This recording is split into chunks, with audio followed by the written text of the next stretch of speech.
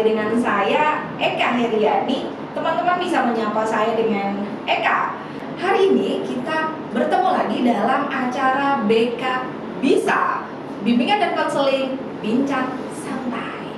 Oke, Sobat Kes, jadi saya mau menyapa teman-teman itu dengan sebutan Sobat Kes ya, karena kalau di bimbingan dan konseling itu kita familiar dengan yang namanya Kes. Kes itu apa? Kehidupan efektif sehari-hari. Jadi kita berharap teman-teman atau sobat yang mendengarkan BK Bisa ini semua adalah teman-teman yang memiliki kondisi psikologis yang luar biasa, yang sehat tentunya ya. Baik, Sobat Kes sekalian, pada pagi hari ini di Bincang Santai kita di edisi perdana kita akan berdiskusi gitu ya, bincang-bincang sebenarnya bukan diskusi ya. Kalau diskusi itu nanti kok berat banget ya gitu ya. Hari ini kita akan sama-sama bincang-bincang, kita kehadiran narasumber ya yang luar biasa, yang gestarnya di BK, yaitu Ketua Program Studi Bimbingan dan Konseling FKIP UHAMKA. Tentunya siapa lagi kalau bukan Ibu Dr. Asni MPD Kons.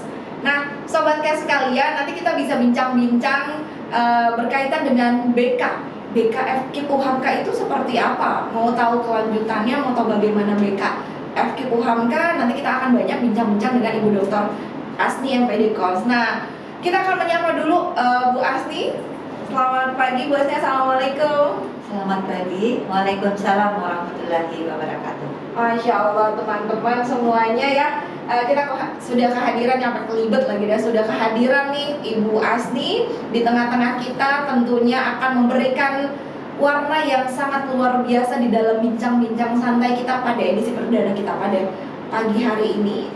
Bu Asni, bagaimana kabarnya Bu Asni? Alhamdulillah sehat.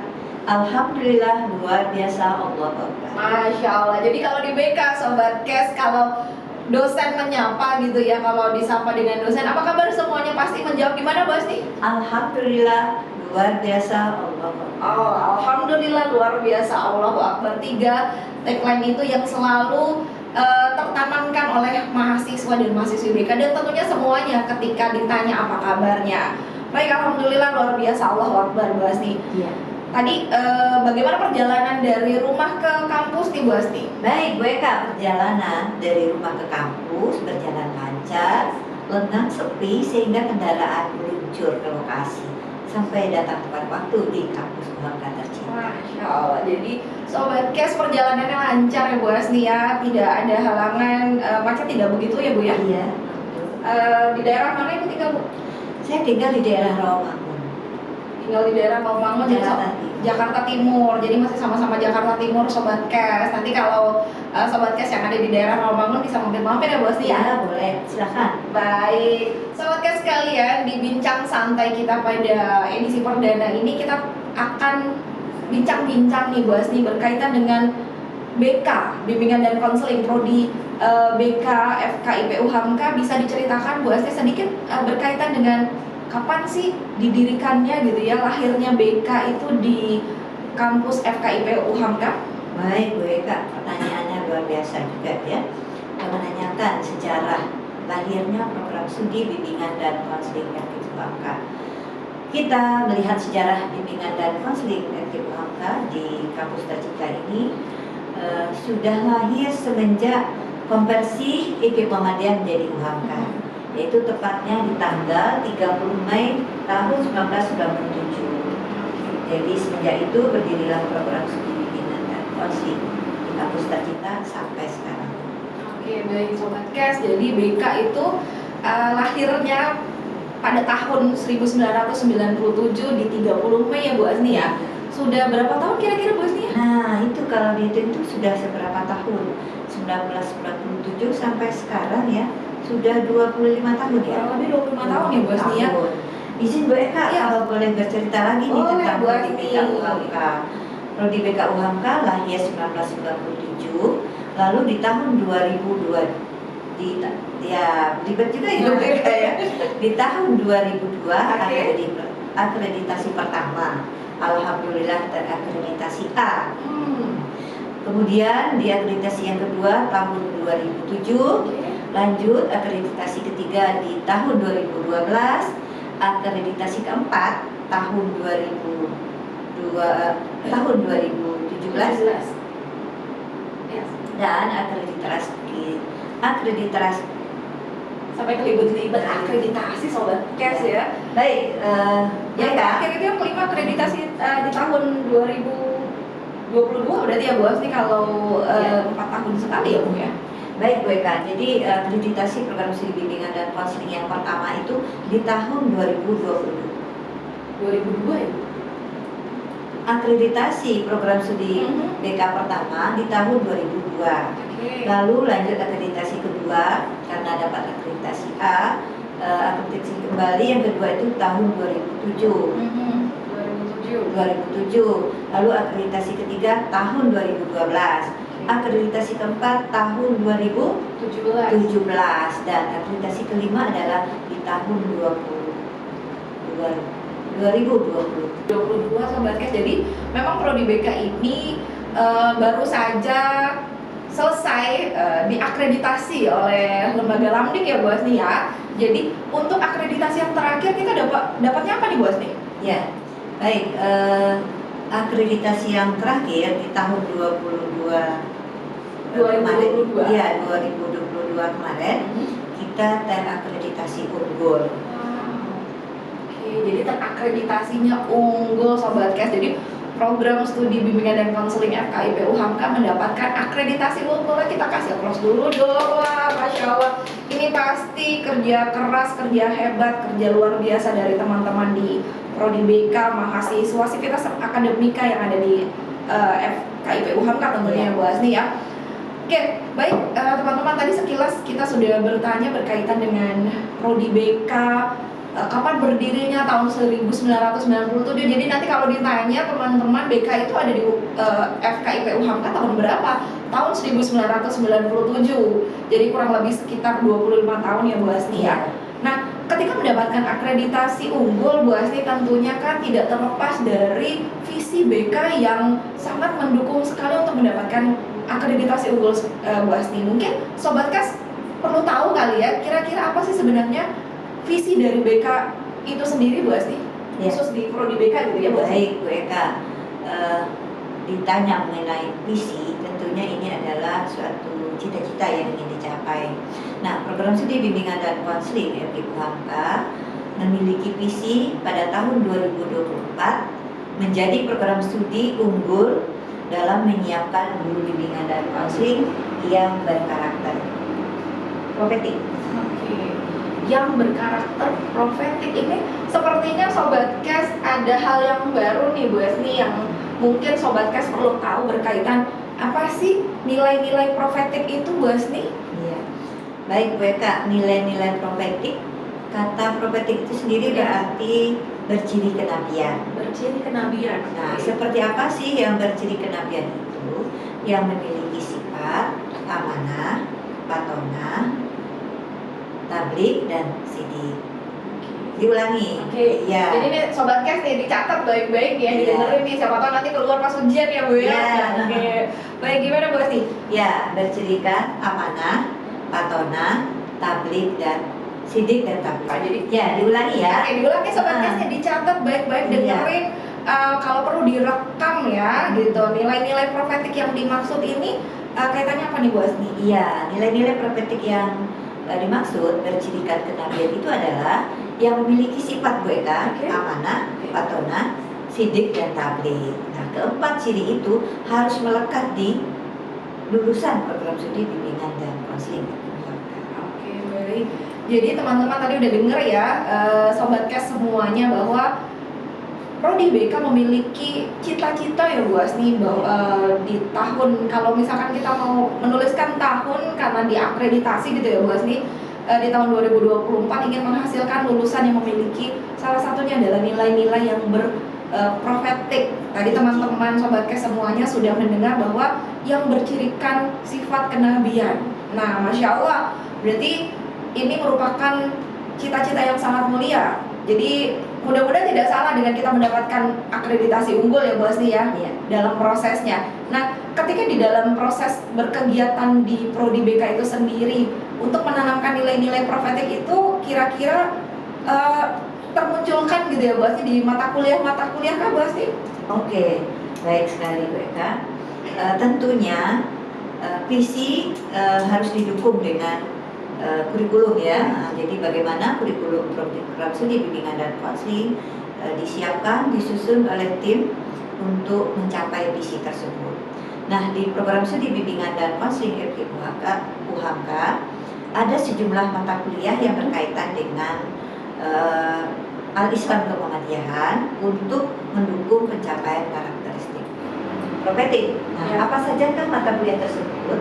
Di antaranya adalah semester 1 itu ada mata kuliah pendidikan agama, terus ada ibadah akhlak, terus ada akidah, ada muamalah, ada kemuhamadiyahan, ada intisatu, dan yang terakhir adalah program studi keilmuan yang terintegrasi. Oke, program studi keilmuan yang terintegrasi. Jadi Sobat Kes, berkaitan dengan nilai-nilai profetik itu sendiri memang termunculkan gitu ya di dalam setiap mata kuliah yang ada di BK gitu ya Bu Asti. Tentunya kalau di BK sendiri ada mata kuliah yang berkaitan dengan nilai-nilai profetik itu sendiri seperti ya apa Bu Asti? Ya, benar sekali Bu Eka. Ada satu mata kuliah yang mencirikan yang disebut nama mata kuliahnya adalah psikoterapi kalau tidak. Ya, psikoterapi Islam dalam BK dan dilanjutkan dengan praktikum BK Islam. Oke, jadi Sobat Kes, kita ada salah satu mata kuliah penciri keprodian yang berkaitan dengan nilai-nilai profetik. Tentunya bukan berarti tidak di setiap mata kuliah itu tidak ada ya Bu Asti ya. Setiap mata kuliah itu pasti ada untuk pencerminan nilai-nilai profetik. Tapi memang ada dua mata kuliah gitu Bu Asti yang menjadi ciri khas dari prodi FKIP UHAMK gitu ya, itu mata kuliah satu praktikum psikoterapi dulu, psikoterapi Islam dalam BK, yang kedua adalah praktikum BK Islam ya Bu ya. Oke, nah Sobat Kes, dari tadi kayak kita ngomonginnya agak-agak serius banget ya. Tadi nih Bu Asti sempat bisik-bisik berkaitan, nih Bu Asti kalau misalkan kita diundang gitu ngobrol-ngobrol, pasti Bu Asti udah nyiapin pantun nih. Tadi saya lupa gitu ya untuk meminta Bu Asti untuk berpantun. Tadi udah nyiapin, Bu Asti itu udah menyiapkan pantun pembuka ya Bu Asti ya. Jadi kita dengerin dulu kali ya pantunnya Bu Asti sebelum kita lanjut lagi ke bincang-bincang santai kita kali ini. Coba Bu Asti. Baik. Nanti Sobat Kes di rumah bisa teriak cakep gitu ya. Iya. Baik, kita memang perlu berpantun ya, karena siapa tahu dengan berpantun ini terasah juga rasanya kita ya, dan sekaligus juga teman-teman yang di luar sana juga mungkin bisa melirik UHAMK. Bu Eka, ada sebuah pantun nih. Oke, kita dengerin. Iya. Saya bisa bilang cakep nih Bu. Iya, baik. Iya, fenomena milenial, generasi Z ya. Oke, ini pantunnya ya, tolong disimak juga teman-teman semua. Buah stroberi merah warnanya, Cakep. merah merona buah semangka. Cakep. Jika teman bertanya tentang kemana kuliahnya, datanglah ke Prodi BK UHAMK. Cakep, luar biasa nih. Kan ini baru satu pantun. Jadi Sobat Kes, ini baru satu pantun yang Bu Asti siapkan. Masih banyak lagi nanti pantun-pantun yang untuk mengolah rasa ya Bu Asti ya. Jadi Sobat Kes sekalian, kita balik lagi ya. Tadi Bu Asti sempat menyinggung berkaitan dengan stroberi. Nah, buah stroberi teman-teman Sobat Kes sekalian tahu ya pastinya buah stroberi. Buah yang merah, merona, manis, indah. Namun kalau kita bawa buah stroberi Bu Asti, itu harus kita punya usaha yang luar biasa. Kenapa? Karena kalau nggak bisa kita membawanya, dia akan hancur, dia akan rapuh. Makanya kalau Sobat Kes sekalian beli buah stroberi di swalayan, itu pasti packagingnya gitu ya, itu ada di tempat yang dia beda sama buah mangga, buah salak yang dia biarkan begitu aja, buah jeruk. Tapi kalau stroberi, dia ditempatkan di tempat yang khusus Bu Asti. Nah, sekarang fenomena yang sekarang ini kita sering mendengar fenomena generasi stroberi Bu Asti. Karena tadi Bu Asti sudah menyinggung stroberi, saya teringat dengan salah satu kutipan dari Prof. Renald Kasali. Jadi bagaimana generasi stroberi yang ada pada zaman sekarang. Kalau kita lihat tadi saya menyampaikan bahwa stroberi itu indah. Stroberi itu menurut Prof. Renald Kasali itu adalah dia manis, cantik, namun di sisi lain dia rapuh. Nah, begitu juga dengan anak-anak zaman sekarang nih Bu Asni, banyak permasalahan, baru juga dikasih tahu udah nangis, baru juga dikasih tahu udah bete, udah ngeluh, udah baperan. Nah, menurut pandangan Bu Asni dari sisi kebekaan dengan fenomena yang sekarang ini, bagaimana Bu Asni? Oke, baik sekali Bu Eka ya. Jadi memang fenomena yang ada di lapangan saat ini, anak-anak sekarang generasi milenial, generasi Z yang rapuh, yang mudah terpengaruh ya. Mudah terpengaruh tentunya adalah dari lingkungan, apakah lingkungan lokal atau internasional ya. Nah untuk itu sebagai pendidik nih kita ya, sebagai pendidik yang akan nanti bekerja di sekolah-sekolah, kita akan menyiapkan guru-guru BK yang handal. Nah untuk itu tentunya perlu pembekalan yang kuat kepada calon-calon alumni kita di program studi bimbingan dan konseling. Oke, jadi ada peran BK di sini ya Bu Asni ya, menjadi bagaimana nih peran dari guru BK yang tadi kalau kita kaitkan dengan visi dari BK itu sendiri adalah menumbuhkan karakter profetik gitu ya Bu, nilai-nilai profetik yang ada pada generasi sekarang yang kalau kita bilang itu generasi stroberi. Memang di sisi lain dia punya inisiasi yang bagus, dia punya inisiatif yang bagus Bu kalau misalkan anak-anak zaman sekarang, tapi memang di sisi lain mereka cenderung lemah dalam mengambil keputusan, dia cenderung bawa perasaan, dia cenderung bermasalah, merasa dirinya bahwa oh saya selalu bermasalah dan selalu self diagnosis gitu ya. Jadi di sini peran BK itu sendiri memang dibutuhkan ya Bu Asni ya. Betul sekali. Jadi peran BK dalam fenomena saat ini tentunya sudah semua pihak tahu ya, bahwa keberadaan BK di sekolah itu adalah bagian integral yang mendukung untuk pencapaian tujuan pendidikan. Apa sih tujuan pendidikan yang akan dicapai? Pasti bisa minum dulu kali ini. Ini sponsor kita nih, hari ini kita ada minuman dari Emqua. Ibu mau minum dulu Bu? Boleh Bu? Iya, boleh. Baik, dilanjut ya.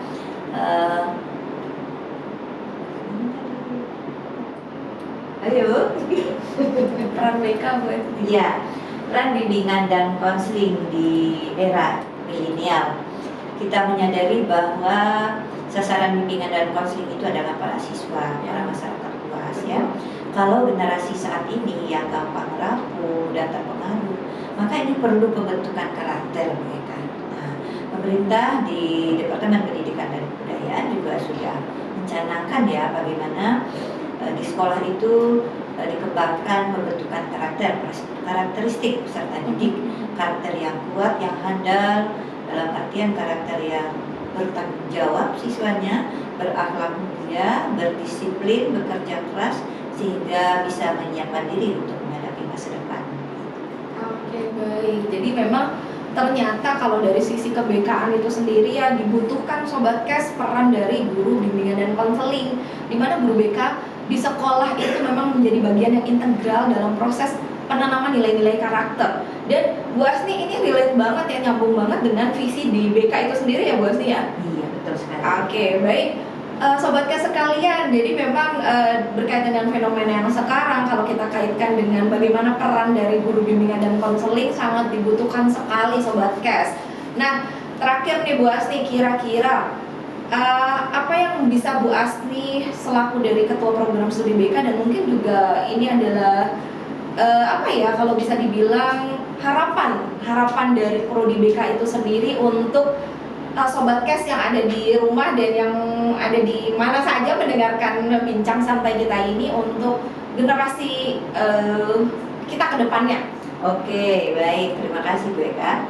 Tentunya kita mengucapkan terima kasih kepada Sobat Kes yang ada di mana saja berada saat ini, yang sudah mendengarkan informasi-informasi yang kami berikan. Tentunya kami berharap yang memiliki anak, saudara, keluarga yang masih bingung-bingung nih mau kuliah kemana. Nah, kami dari program studi bimbingan dan konseling FKUHK menerima kedatangan Anda semua para keluarga yang sudah siap untuk melanjutkan pendidikan ke perguruan tinggi, masuklah ke program studi bimbingan dan konseling akademik keluarga yang saat ini seperti tadi ya sudah terakreditasi unggul. Baik, terima kasih banyak Bu Asni atas kehadirannya, bincang-bincang santainya ya Bu Asni ya. Sobat Kes sekalian, alhamdulillah pada pagi hari ini kita sebenarnya waktunya nggak cukup ya untuk kita bincang-bincang berkaitan dengan BK seperti apa. Mungkin nanti akan ada episode-episode berikutnya untuk kita banyak berbincang dengan pakar-pakar yang ada di bimbingan dan konseling terkait dengan kebekaan. Kita akan jumpa lagi, namun sebelum berakhir, Bu Asni udah menyiapkan pantun lagi Bu Asni? Tentunya deh. Pantunnya udah hilang Sobat Kes. Biasanya nih kalau udah mau akhir-akhir Bu Asni sudah suka menyiapkan pantun nih. Baik, kita mau ucapkan terima kasih terlebih dahulu kepada Ibu Dr. Asni MPD Kons yang sudah menyediakan, meluangkan waktunya pada acara sebenarnya Bu Asni, BK Bincang Santai pada pagi hari ini perdana Bu Asni. Mudah-mudahan kedepannya akan ada episode-episode yang luar biasa lagi berkaitan dengan bimbingan dan konseling. Terima kasih banyak Bu Asni, mudah-mudahan lancar perjalanannya menuju Rawamangun. Baik, terima kasih kembali Bu Eka atas undangannya pada hari ini. Salam sehat semua buat keluarga besar Prodi BK IPB Hamka. Sampai ketemu. Oke, terima kasih banyak Sobat Kes pada pagi hari ini. Senang sekali kita bisa membersamai Sobat Kes yang ada di rumah, yang ada di mana saja sudah mendengarkan BK Bincang Santai pada pagi hari ini. Kita akan ketemu di dalam episode-episode berikutnya dengan pembahasan yang sangat luar biasa. Terima kasih banyak. Saya Eka Heriani mohon pamit undur diri. Terima kasih. Wabillahi taufiq wal hidayah. Wassalamualaikum warahmatullahi wabarakatuh dan sampai jumpa semuanya. Terima kasih.